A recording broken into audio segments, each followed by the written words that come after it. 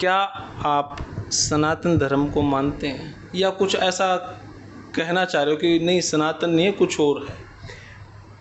हम तो सनातन को शुरुआत से ही मानते हैं। मैं तो वेदों का अध्ययन करता हूँ। वेदों का अध्ययन करते हैं? मैं तो गीता का अध्ययन करता हूँ। मैंने तो हमारे बहुत से उपनिषदों को पढ़ा अध्ययन है। करना अलग है, उनको मानते भी हैं या नहीं? मेरे तो गुरु स्वयं सनातन धर्म से जुड़े हुए श्री कृष्ण जी हैं। स्वामी जी, आपके पास कौन सी ऐसी शक्ति है?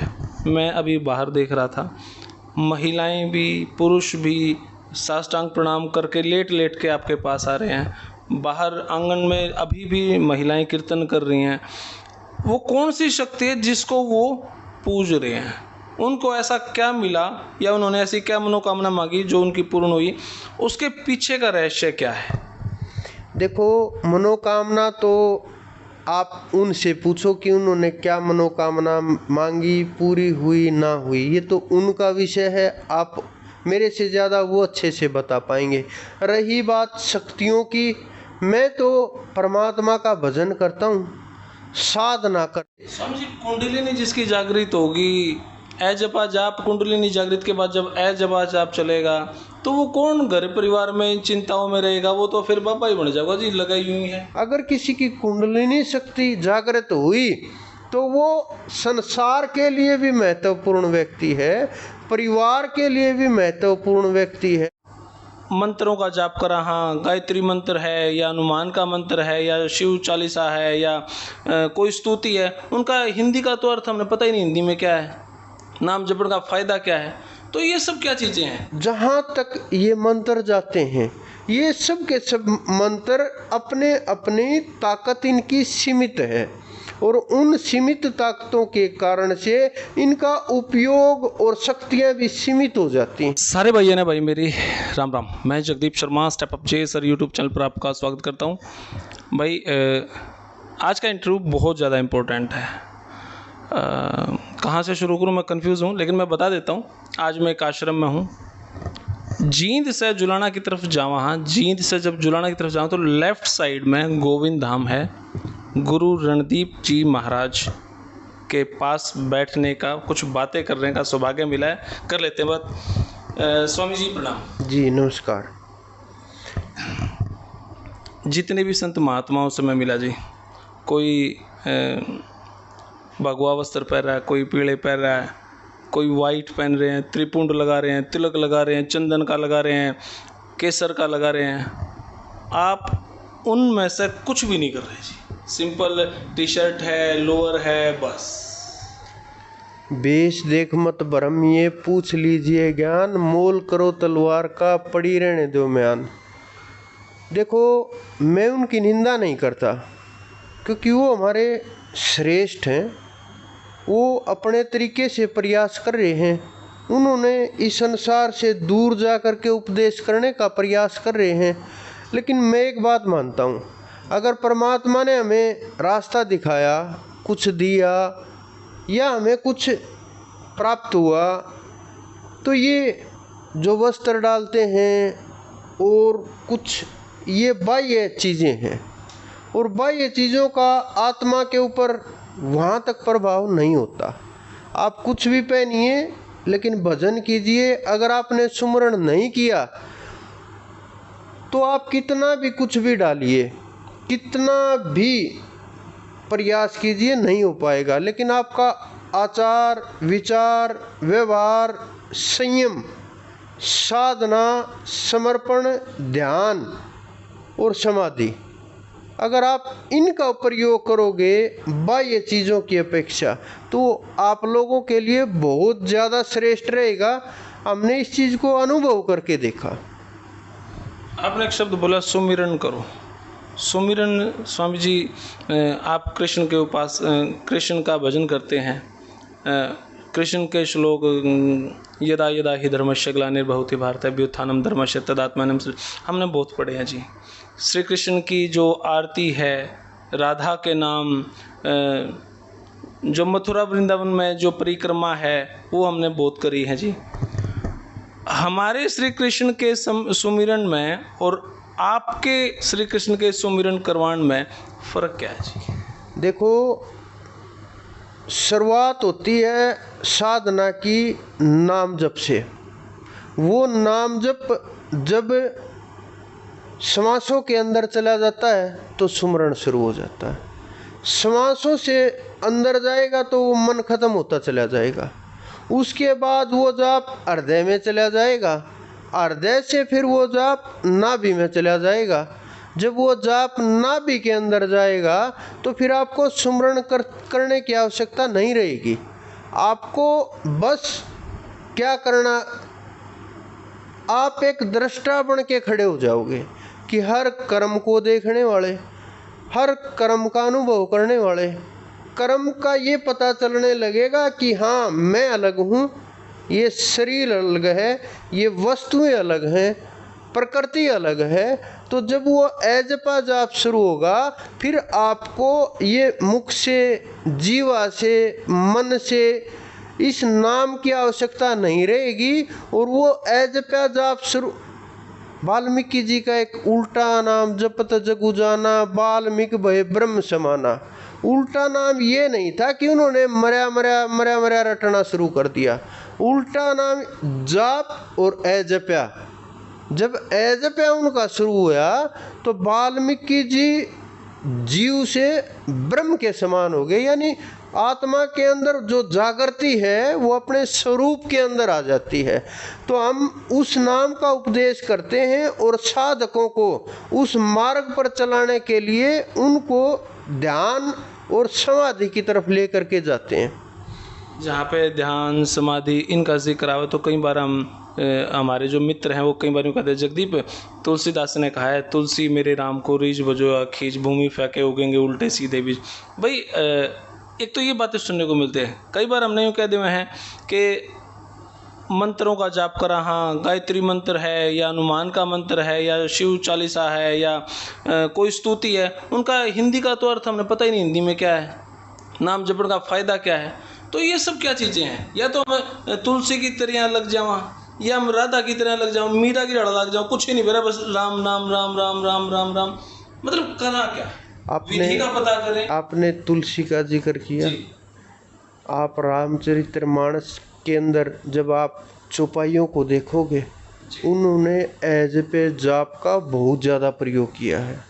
जो इस शब्द का उन्होंने प्रयोग किया जो आपने बोला कि रिज बजो या खिज, इसका अर्थ ये है कि जो आदमी, जो मानव परमात्मा से दूर रहता है, जो बजना ही नहीं चाहता, ये शब्द उन लोगों के लिए प्रयोग किया गया है कि परमात्मा को किसी भी प्रकार से शुरुआत तो करो, सुमरण तो शुरू करो, चाहे हंसते हुए करो, चाहे दुख में करो, चाहे प्रेम में करो, किसी भी रूप में एक बार हृदय में स्वीकार तो हो।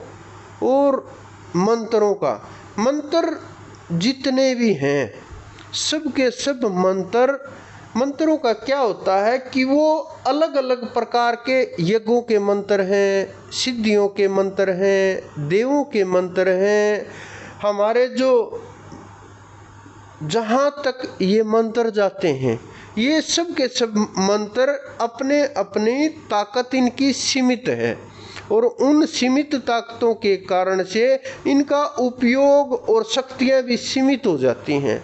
लेकिन जो हमारे वेदों के अंदर वर्णन है वो ओम के साथ साथ बहुत सी स्तुतियों का भी वर्णन है। आप गायत्री के विषय में बोल रहे थे, उनके अंदर वो पितरों को संतुष्ट करने के लिए वो परमात्मा की जब आवश्यकता होगी तो वहाँ इन मंत्रों का काम नीचे रह जाएगा, क्योंकि वहाँ शब्द का प्रयोग सैन बैन से परे है, पकड़ बड़ी मजबूत। क्योंकि सैन और बैन, सैन वाणी और बैन इशारा, कि इशारे से भी दूर है और वाणी से भी दूर है।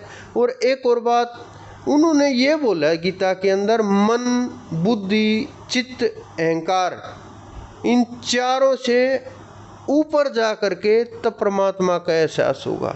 तो जितने भी नाम हैं, जितने भी रूप हैं, जितना भी ये सांसारिक खेल है, पुस्तकों से लेकर के मंत्रों तक, सब बुद्धि तक सीमित है। जब हमें बुद्धि से ऊपर जाना पड़ेगा तो उसका रास्ता समाधि और अजपा जाप ही है। अजपा जाप का अर्थ क्या? कोई मंत्र नहीं है? आँख मिच के बैठ गए, पद्मासन लगा लिया, कहते हैं वो ज्योति है, मेडिटेशन करो, उस ज्योति को देखते रहो, मतलब अजपा जाप क्या है? कोई मंत्र नहीं। ये जब वो मंत्र, वो नाम अंदर अपने आप ही जागृत हो जाता है, आपको रटने की आवश्यकता नहीं पड़ेगी। कबीर जी ने भी वर्णन किया है और हमारे सब संतों ने वर्णन किया है। उसके जागृत हुए बिना कोई वहाँ तक पूर्ण तत्व तक, परम तत्व तक, या समझो आप अपनी आत्मा तक नहीं पहुँच सकते। ये वो नाम है जो सूक्ष्म होते होते फिर आपको रटने की आवश्यकता नहीं रहेगी, क्योंकि जब कुंडलिनी शक्ति का जागरण होगा तो समझो अजपा जाप शुरू होगा, तो वो अपने आप ही श्रुत और नृत्य को उठाते हुए ऊपर चढ़ाई शुरू कर देगा। इतनी सारी बातें, कई बार यूँ लगा है कि आपके सत्संग में अगर मैं आने लग जाऊं, या इतने साधक जो बाहर बैठे हैं वो आ रहे हैं, कहीं ना कहीं इन सब ना आप बाबे ना बन जावें, कभी घर परिवार ना छोड़ने, समाधि में ना बस जावें। आप इस तरीके से मैनिपुलेट कर रहे हो, भाई सारी दुनिया व्यर्थ है, सब कुछ पूजा पाठ सब व्यर्थ है, भाई सारे समाधि सारे बाबे बन जाऊंगे जी। मैंने तो एक बार भी नहीं कहा कि पूजा पाठ व्यर्थ है, लग रहा है मतलब संसार कोई नया ही संप्रदाय को आप फॉलो, संसार व्यर्थ है, लोग व्यर्थ हैं, काम करना व्यर्थ है। मैंने तो ये एक बार भी बात नहीं बोली। और रही बात बाबे बनाने की, तो वो तो हम खुद ही नहीं बने हुए हैं। हम जो रास्ता दिखाते हैं, हमारा जो मार्ग है, ये नहीं है कि मैंने कोई अलग मार्ग चलाया है। ये हमारे पूर्वजों ने, जितने हमारे संत महात्मा हुए, सब ने इसी मार्ग का उपदेश किया है और इसी मार्ग पर चल करके मंजिल तक पहुँचे हैं। उन्हें बाहरी वस्तुओं को आप देखो, क्योंकि बाहरी वस्तुओं का सीमित दायरा होता है। आप कितना भी लाखों लोग आपने देखे भी होंगे हर जगह पे, हर धर्म के अंदर हर जगह मिलेंगे ये कि अपने अपने तरीके से, अपनी अपनी पद्धति से सब कोई पूजा पाठ और प्रयास करते रहते हैं। कितने को परमात्मा मिल गया। और मैं संसार से भगाने के लिए नहीं, जगाने के लिए हम, कि आप संसार में रहो, गृहस्थ जीवन जियो। हमारे पास सब गृहस्थी लोग ही हैं, लेकिन आज तक तो कोई छोड़ करके भाग्या नहीं। और हम भी भगाने वाले नहीं, जगाने वाले आदमी हैं, और जगा रहे हैं, भगा नहीं रहे। समझिए, कुंडलिनी जिसकी जागृत होगी, अजपा जाप कुंडलिनी जागृत के बाद जब अजपा जाप चलेगा, तो वो कौन घर परिवार में चिंताओं में रहेगा? वो तो फिर बाबा ही बन जाएगा जी। लगाई हुई है कुंडलिनी जागरण एक सबसे बड़ा चुनौतीपूर्ण। हम आपकी बात से बिल्कुल भी सहमत नहीं हैं। इसका कारण ये है क्योंकि आप क्या मानते हो कि श्री कृष्ण जी की कुंडली जागृत नहीं हुई होगी? नहीं, मना कर दो आप।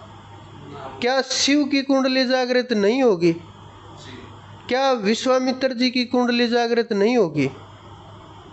क्या राजा जनक की कुंडली जागृत नहीं होगी? क्या जो हमारे महापुरुष इतिहास उठा करके देखो आप, क्या वो घर छोड़ छोड़ करके भाग गए? वो सतयुग द्वापर युग त्रेता युग था जी। ये कलयुग आज के जमाने की कलयुग की बात करो आप। क्या कबीर जी छोड़ के भाग गए? बताओ।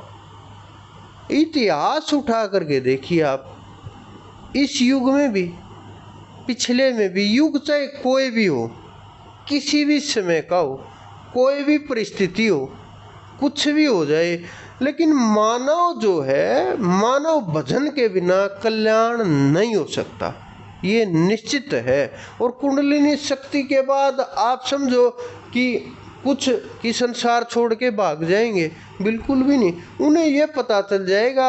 आप देखो जल के अंदर मुर्गाई को देखो, जल जो कौवे हैं उनको देखो, उनको पता है कि हम डूब नहीं रहे, जब मर्जी होगी तब उड़ेंगे, पार हो जाएंगे।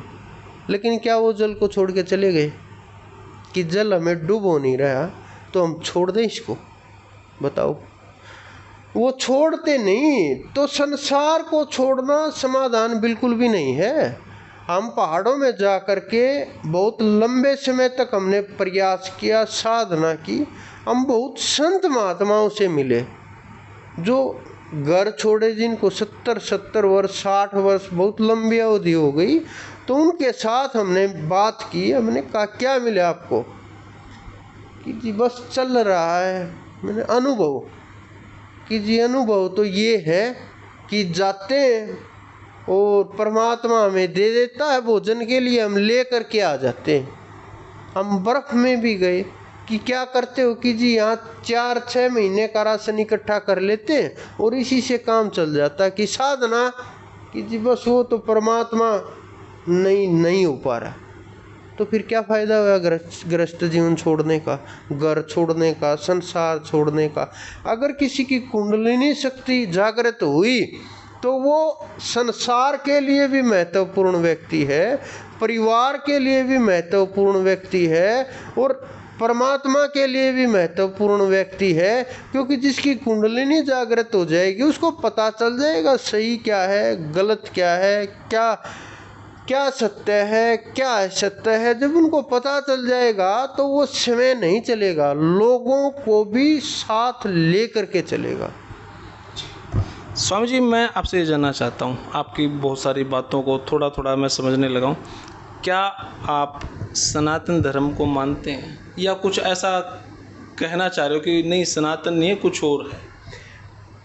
हम तो सनातन को शुरुआत से ही मानते हैं। मैं तो वेदों का अध्ययन करता हूँ। वेदों का अध्ययन करते हैं? मैं तो गीता का अध्ययन करता हूँ। मैंने तो हमारे बहुत से उपनिषदों को पढ़ा। अध्ययन करना अलग है, उनको मानते भी हैं या नहीं? मेरे तो गुरु स्वयं सनातन धर्म से जुड़े हुए श्री कृष्ण जी हैं, मैं उनसे कैसे भाग सकता हूँ?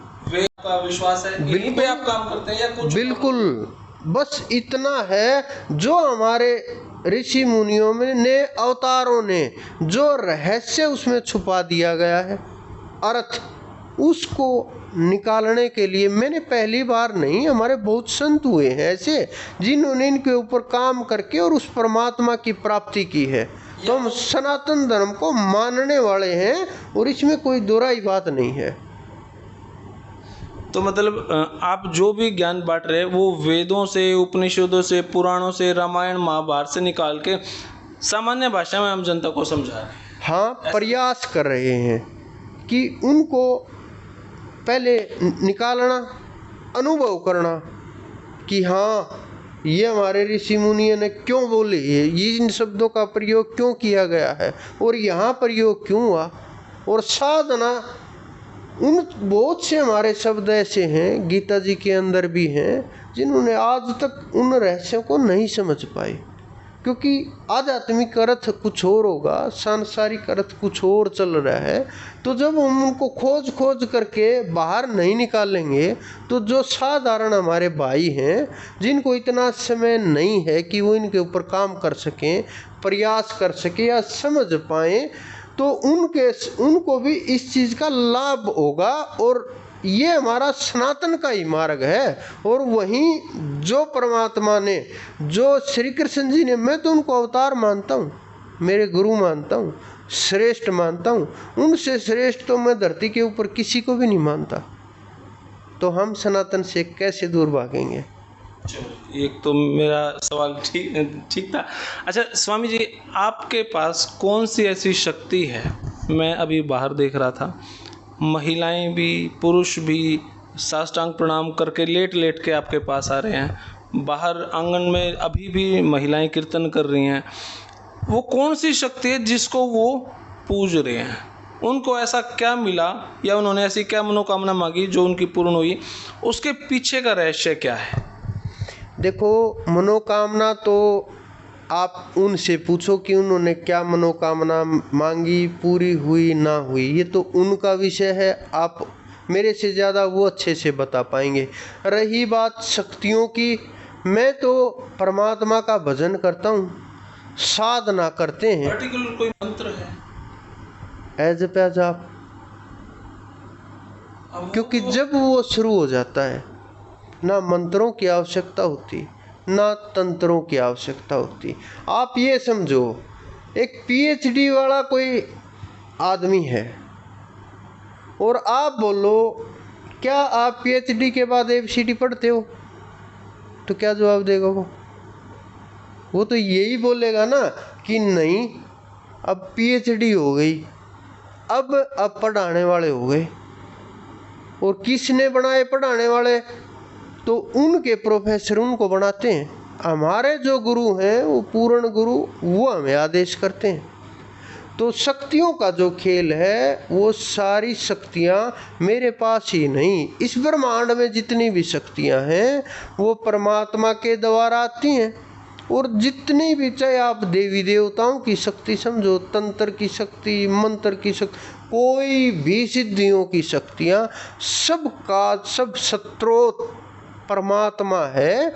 और उससे हम जितना नज़दीक जाते हैं, जिस प्रकार से हम अग्नि के नज़दीक जाते हैं वहाँ गर्मी का एहसास होता है, बर्फ़ के अंदर जाते हैं वहाँ शीतलता का अनुभव होता है, उसी प्रकार से जब हम परमात्मा के करीब जाते हैं, साधना बहुत मजबूत होती है, तो ये शक्तियाँ अपने आप ही आ जाती हैं।